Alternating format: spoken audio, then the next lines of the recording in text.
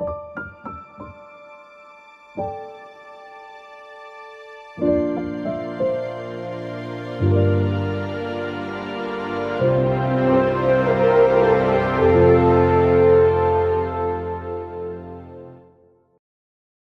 welcome back to High Fell, and today I'm going to show you how I have converted one of these maroon BR Stanier 50-foot full brakes into a nice blue era Express Parcels.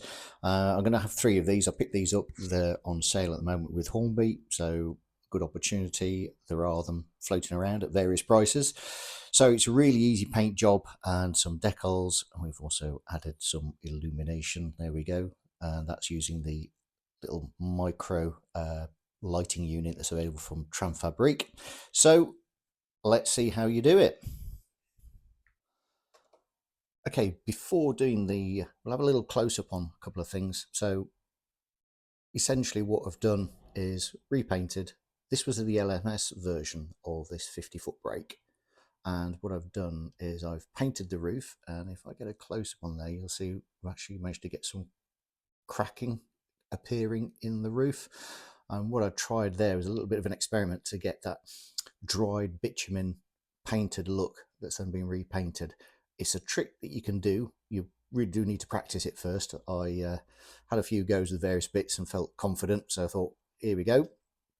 If you use a acrylic aerosol, you'll find that the propellants in it will react with the essentially enamel paints that are used on the models.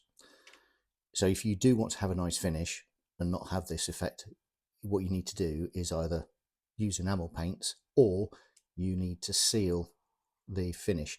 If you're using acrylics, brush on acrylics and things like that, it won't be the same. Or if you're using them through an airbrush, you won't have the problem because it's the propellant in the aerosols that give you the issue, which you can either use that to tame it and get an effect, but along things like coach sides, you probably won't want to do that.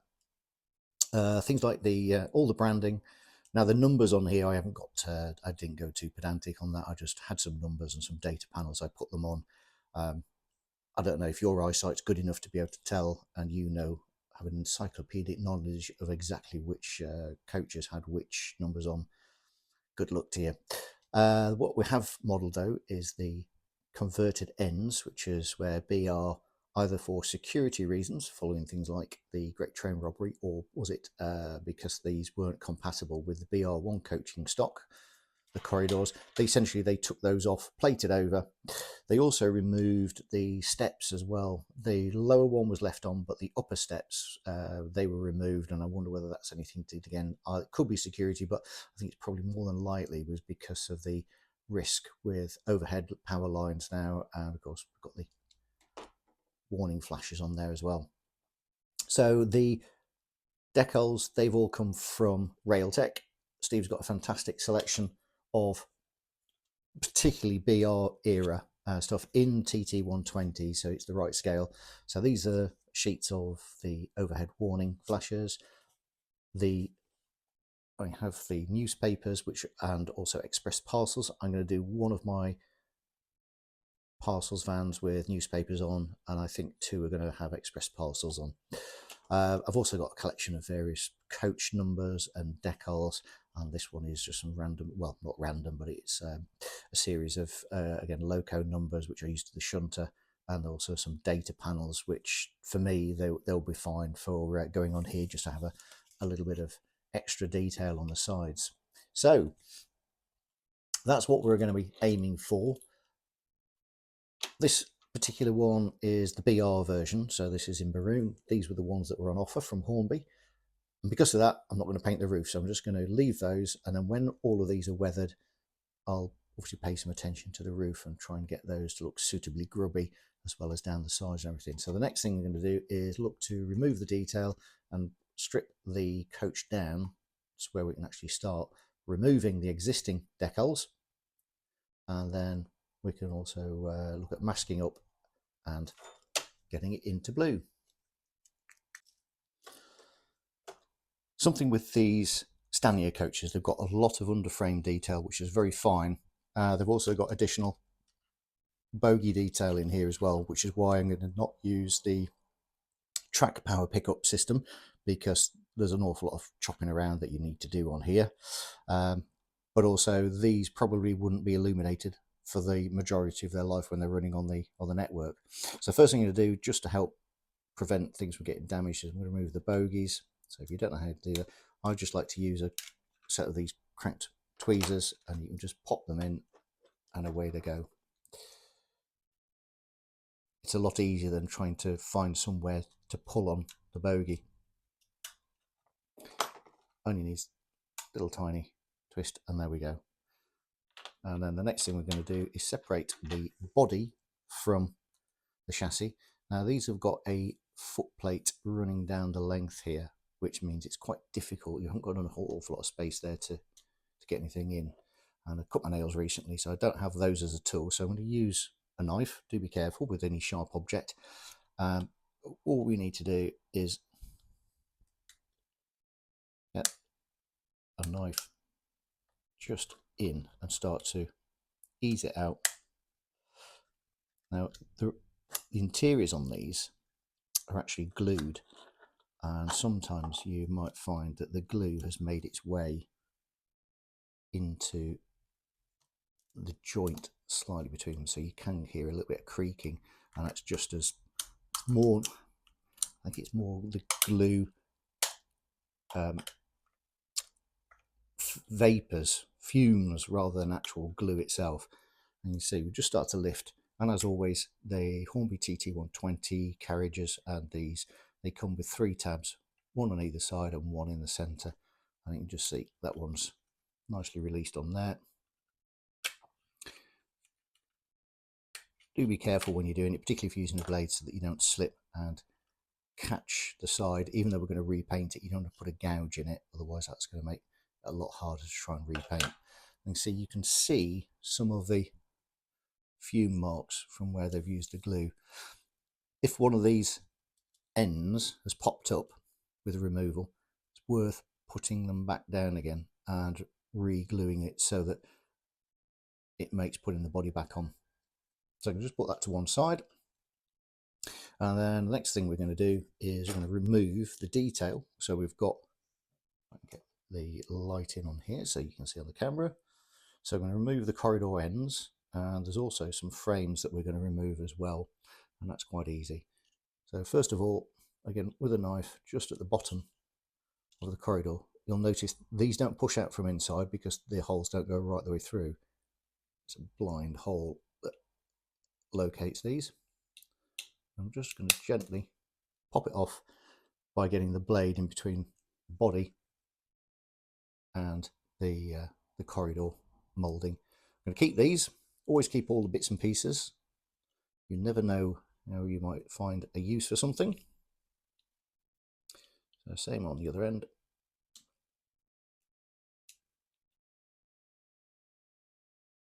And as always with the proviso, it's a lot easier to do it without the camera in the way. That one's actually just gone skyward, so I'll recover that slightly later. Then you'll see that there are these 2 little frame sections here, and all we need to do, grip it and give it a little pull. These are kind of located in, I'm not even sure if these are glued. Again, I always save all these bits and pieces. If you find somebody else who's modelling who's missed them and desperately wants them, well, you can be very generous and say, here you go, got some spare ones. Right, so that's all of those frames out. And then the next thing we're going to do is I'm going to remove the steps. So, oops, off my finger. I'm also going to take this frame, this rail here that I think would have swung out, and I think that has something to do with the way that the corridors extended out. Anyway, so I'm going to leave the bottom step, remove the top 2 and that, and then the next thing will be removing the glazing. So onto that. Now I think it's a better idea, if you can, to remove the glazing because it's very fiddly trying to, even with liquid mask in here. And the problem is, if you do use it, you always end up with the original body colour in the recess. So the trick to removing these is just to take your time. Use, again, a nice sharp blade and get it down the edge where there's no glue, and then just gently work it along. Try not to go in front of the windows because you don't want to scratch your glazing. And all you need to do is give it a little bit of a twist. If there's glue like there is along here, go to the next panel where there's less glue in there, and then you'll find that as the thing flexes, the glue starts to let go. The original Pullmans, I think they must have had too much glue on their hands and didn't know what to do with it, because they were absolutely blathered in it. But things are coming slightly different, and it makes it a nicer process if you want to try and do a little bit of modification. I'm just going to try and get this one in. So just gently, what we're looking to try and avoid doing is shattering it. So we're just going to maneuver around. This is probably the slightly harder one of several that I've done recently.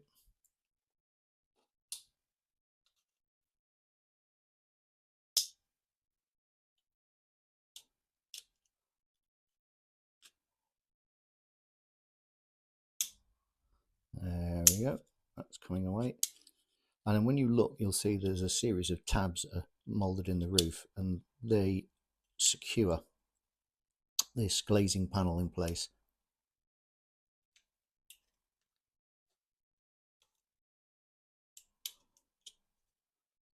As I say, it really is worth spending your time, because the glazing panel also locates the chassis. We are going to be putting this back in, and it does have a structural element to it. But if these sections do break up, that's not necessarily the end of the world. So that's it all come out in one section. You can see where the glue's applied, because that's the bit where it's all gone, so it's like crazed and white. When we come to reattach these, I'm going to use a favourite product of mine, which is glue and glaze. And the great thing of that is, first of all, it will hold it sufficiently that these aren't going to rattle or come out. It dries fully transparent, but also it doesn't produce the fumes that super glue does, because one of the problems, if you use super glue, the fumes in a restricted area will start reacting with the nice shiny see-through part of the glazing, and then they'll go all manky. So I'm not going to bore you with taking the other one off, but just so you can see how it looks there. There isn't an excess of glue on, so that's going to be quite an easy job to do. So I'll get the other glazing panel out. So the other glazing panel came out in seconds. That's all nicely in one piece as well. So the next thing to do is just going to remove the sections which we're going to simulate as being plated over. And I've changed the blade in my craft knife to one of these chisel type blades. And so you might be able to see this on the camera. I'm doing it like this because I really don't want to cut my fingers. Getting bored of doing that. And these just slice away nice and easily. And you can also do the same with this frame on here, and just run that down on the inside.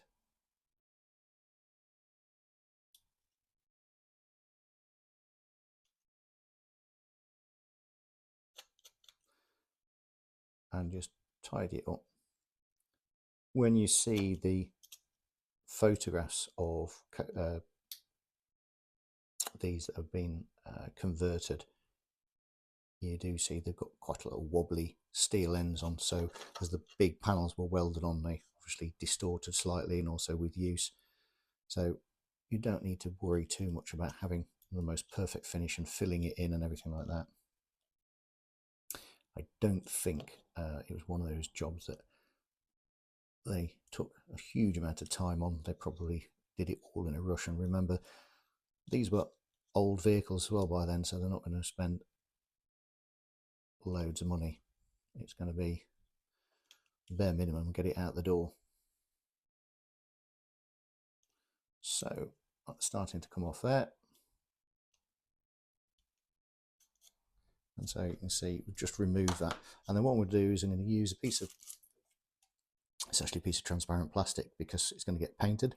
And we're going to make some little sections to act as plates and glue those on. So I'll take the detail off the other end and then we shall get on to the next stage. The ends have all been trimmed down, so we've taken all those bits off there. And the next thing we're going to do is I'm going to remove just the lettering, because sometimes when you paint over, if you leave any of these decals on, the raised element of it shows through when you've repainted it. So I'm just going to use some regular thinners. This is Hornby enamel thinners. Just going to get that wet, and the first thing I do is just, now if you were renumbering, do be precise with the thinners, because you don't want to get it all over, because this is going to leave a bit of a bleached out mark, so it will alter that because it's going to take some of the red off underneath. But because I'm repainting it, I'm not going to be too concerned. Also, if you are doing a renumber job, be careful where the thinners ends up coming out. If you were doing that, I would recommend use those pointed type cotton buds and be really, really careful with it, so you only get exactly the section off that you want, and you leave everything else in place. Most of the end markings have come away, so just going to work away there and lift those off, and we'll come back when they're done. There we go, the decals are off, and as I was saying, if you look, that by just sort of rubbing away with it, it has revealed a shiny patch. What's happened is the body itself is made in red plastic, but then it's painted, so even the red section is painted again, and what we've done is reveal the moulded finish underneath. If you were just doing a renumber without doing a repaint, you do need to be really ultra careful. But also another trick that you can do is, if when you put your decal on, give it a coat of matte acrylic varnish on top, then that will dull down the shiny bit and really get that to blend away. So next thing to do is we're going to make the steel plate to go on the end, and that is nothing more than a piece of plastic packaging. So I'm going to cut these to size, and then we'll pop those on, and then the next stage will be to mask the roof.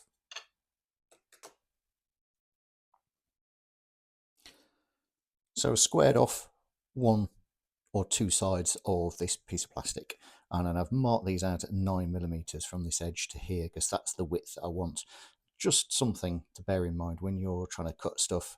Don't try and cut it all in one go. So we've got this plastic, it's not particularly thin, and this is a very sharp blade, so some pressure down on something like a steel rule as your edge, just gently score down and just keep going a few times. Don't try and make the cut all in one go, because you've got a likelihood that you'll either slip and try cutting the end of your fingers off, or more likely you'll end up ripping the edge of the piece that you're trying to cut. So that's got a nice cut along it, and then all I need to do is trim these to length, and the easiest way to do is to offer it up. You could measure it if you wanted to. Just going to offer this up, way around, and then work out how much I want on there and measure it. And what you're looking to do is to make sure that it's just nicely going to fit in place. If you are measuring it, it's actually 9mm across and it's 18mm top to bottom, but just double check that it's going to sit in nice and squarely. So I'll cut those to size. So what I've done is cut those sections of plastic to 9 by 18mm, and then used a little bit of super glue just to pop those on there. It looks a bit odd because obviously the glue, you can see it's squidging about underneath the transparent plastic, but of course once it's painted you won't see any of that at all.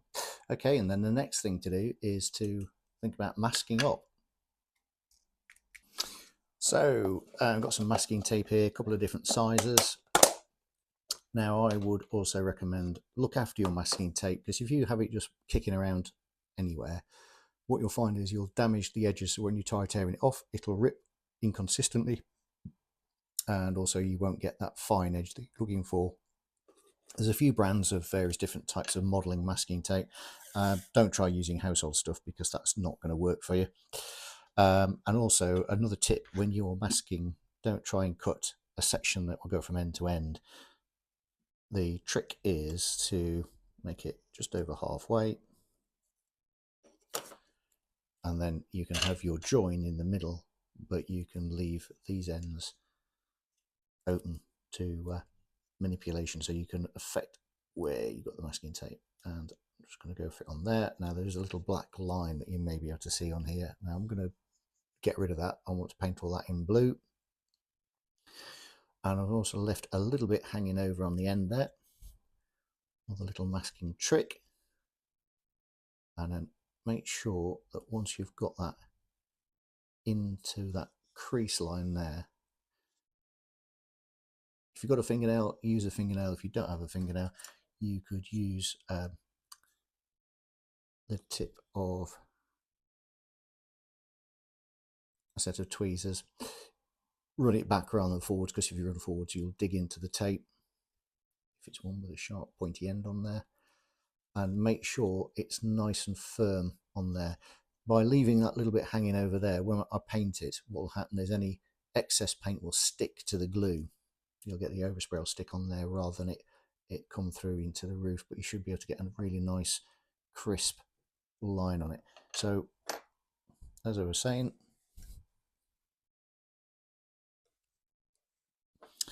I'm going to put the next bit of masking on. And this has got a little bit of a moulding on there, so give yourself a little bit of extra if you need it, so that you can make sure that it all sits in nicely. And so you bring the two sides in like that, and you've got an overlap. And always double check that you've masked off what you don't want painting, and that you're leaving exposed what you do. Masking is not difficult, but it is time consuming, and the more effort you put in at this stage, the better the result will be with painting your model or car or aeroplane, whatever it is that you might be painting. When I'm saying aeroplane or car, I actually mean yes, the big things. Right, so I'm going to continue just building up the masking on there, and then the next stage you'll see it start to be in colour.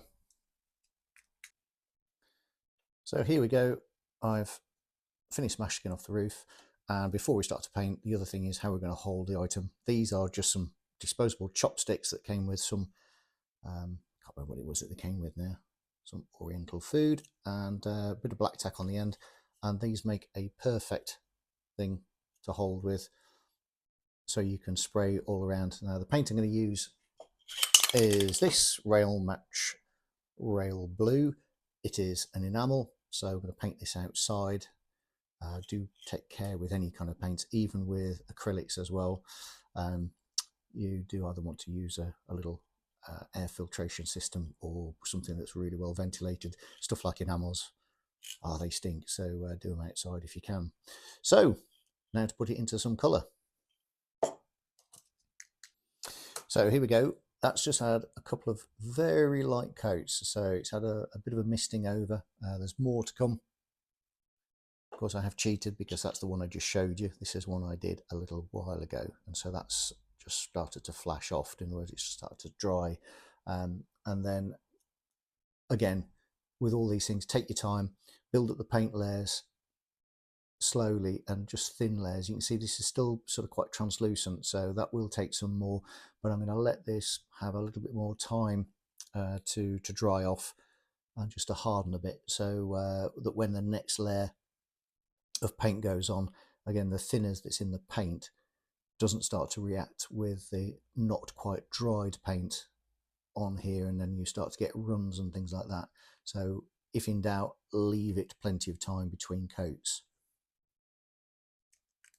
So here we are the next day. This has had 3 or 4 coats, very thin coats of the Rail Match Rail Blue. I didn't even bother using any primer, but the thing to remember is paint it from different directions so that you get into where the window apertures are, and so you don't end up with leaving that with the wrong colours. So remove that from my little holding stick, and the moment of truth with anything else is the unmasking. So let's do that live and see how good unmasking line I've managed to get. That's not looking too bad there at all.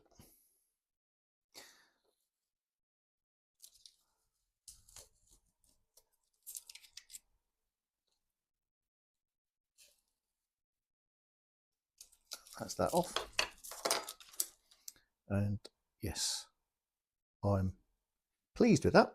So it is worth making the effort to just ensure that you get good tight lines on your masking. So that's all good. Next thing to do is pop the glazing strips back in. And I mentioned I'm going to use something called glue and glaze, because that's not going to cloud, the fumes of this won't cloud up the plastic of the windows. Before you put them in, make sure you have them things like the right way around. So these are the little tabs that secure the chassis. So you do need to make sure that the window sections go in. The 3, the important ones, are the each end and the center one, because those are the ones that engage with these tabs that are along here. And just going to little dry fit, make sure that that's going to be good. And then the way I like to do it, just pop something out. It's just, you know, those cardboard tubes that things like back scenes come in, the plastic ends that people use. I just keep those for putting paint on, and every now and then you can, because it's flexible, you can squeeze that and pull that out. So with the glue and glaze, just need to dab it in, make sure you don't get it onto the windows, don't have too much near the window so it doesn't leak out onto it.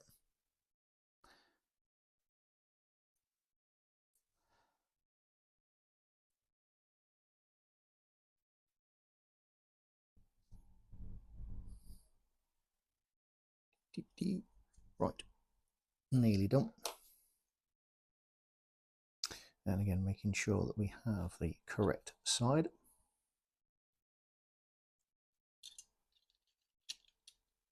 And it just, I'm going to use a pair of tweezers. So the top part just clicks in behind that series of clips. And then once you've got that into position, just snap it into place.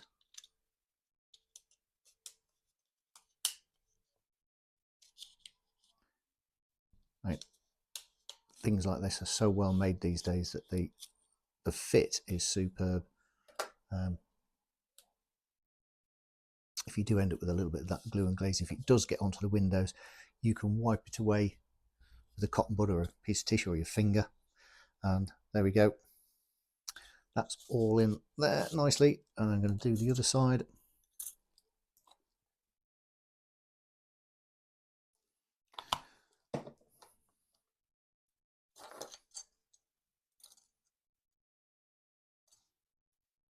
If when you've taken your glazing out that it has left bits and pieces attached inside the body, if it hasn't, if you've not managed to get it away cleanly, I would recommend that you clean up the surfaces, because even though it's supposed to be the mirror image of what you've left behind, stuff doesn't never really seats in properly. So spend a few minutes just cleaning those surfaces, make sure they're nice and smooth and flat, and then it'll make your life a lot easier.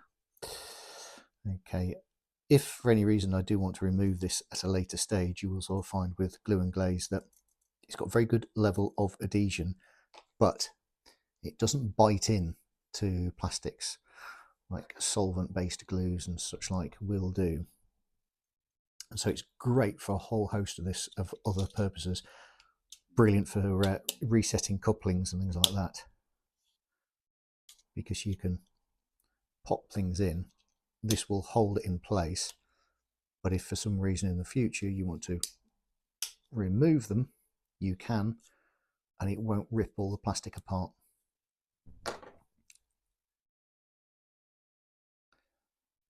Okay, so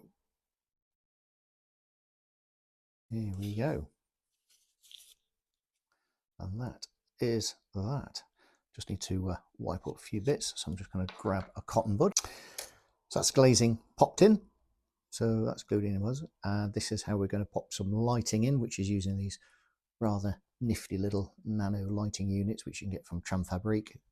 Come complete with battery, but it's not fitted. So the first thing you need to do is obviously put the battery in, and if you notice, because it's an LED, it does need to have the polarity correct. So the positive terminal of the battery goes to the top, that just squeezes into there. Very good battery life on that, even when they're not being operated, although it's got a circuit in it. These last for ages and ages and ages. I didn't think that the parcels vans would be permanently lit, or not as much as what a regular coach is, so that's why I've gone for this. Plus also it means that we haven't got to mess around with the complicated moulding on the bottom of the bogies. So I'm going to mount it in the roof in this center section, so that even when it's illuminated you won't be able to actually see the circuit board on it, and that's in there. I'll give that a test.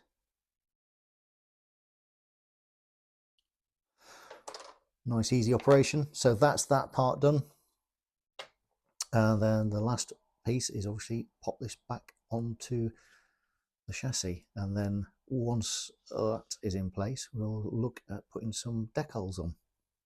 So we have got this long running board down here, so that wants to be lined up to ensure that the doors all get meet up.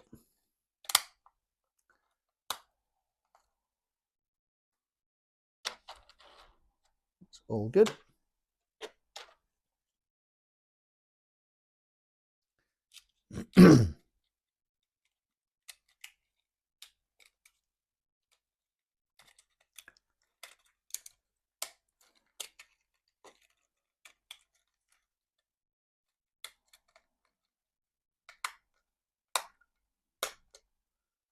So when you are pushing these back together, just be careful of the undercarriage in these sections of detail, because they can be quite fragile. So that's that one done. So the next thing to do is to choose what decal we're going to use, and I said I was probably going to go with some newspapers and also an Express Parcels one, maybe on that, and I'm going to just use a data panel. So these are just regular water slide, follow the instructions that come with them from Railtech, dead easy to do. And I'm going to pop some of these on, say some overhead warning flashes on the ends, and we should be good to go. Added the decals, so we've got two overhead warning, one's on each end, sides there, one as Express Parcels, the other one as Newspapers. I've mixed up the data sheets at the end. As I say, I've not really gone into what number should go on what and the classifications on them. I think it looked better with some lettering on than none, but I'm not too worried about which were they. If you want to discover what should go where, the world is your oyster. And to add a little bit of extra detail, I'm going to pop the handrails in chrome, because I'm going to use this chrome pen. These are really useful for doing things like window surround things, because you can get quite a lot more accurate than you might be able to with a paintbrush. And these are on a little valve, so just make sure you've got some chrome coming through. And we're just going to highlight on the top, stands out nicely against the blue, just do that. And the door handle hinges seem to always be in body colour, so I'm just going to ignore that bit. You just need to get a little bit on the top. There's a lower handle here.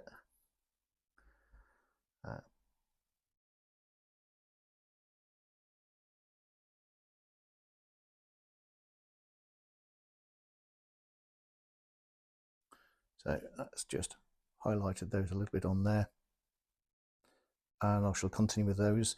And then for now I'm going to call those done, and then leave them for a few weeks, let the paint all calm down and settle and everything, and then I shall come back and do some weathering. So for now, it's time to send these parcel coaches on their way. We'll fire up Basil the Rat.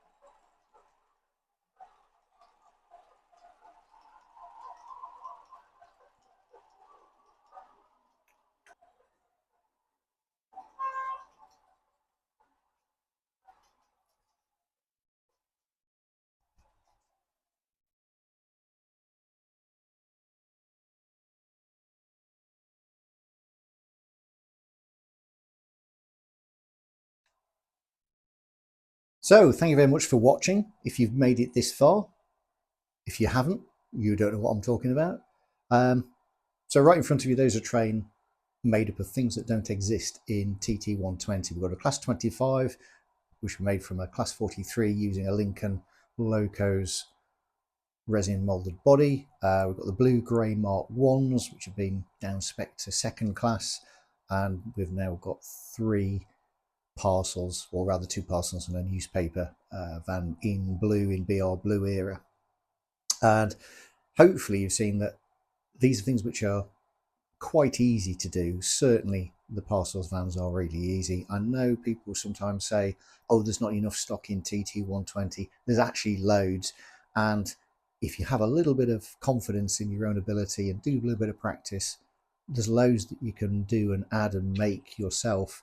So do have a go. Don't forget to tune in to Hornby's YouTube channel on the 9th to check out what is going to be released in TT120 in the near future. Hopefully it's some great stuff. I'm sure it will be. If it's a Class 25, blue grey Mark 1s and blue era parcels, then I know I'm on the right track, and I've spent all that time doing it, possibly for nothing, but I've had a great time doing it. So thank you very much for watching. Please like, subscribe, share, have a go. If there's anything you're not sure on and you just need a few clarity points on some of the things that I've done, asking the questions. Always happy to help our fellow modelers. So do look after yourselves, take care, and I shall see you on the next video.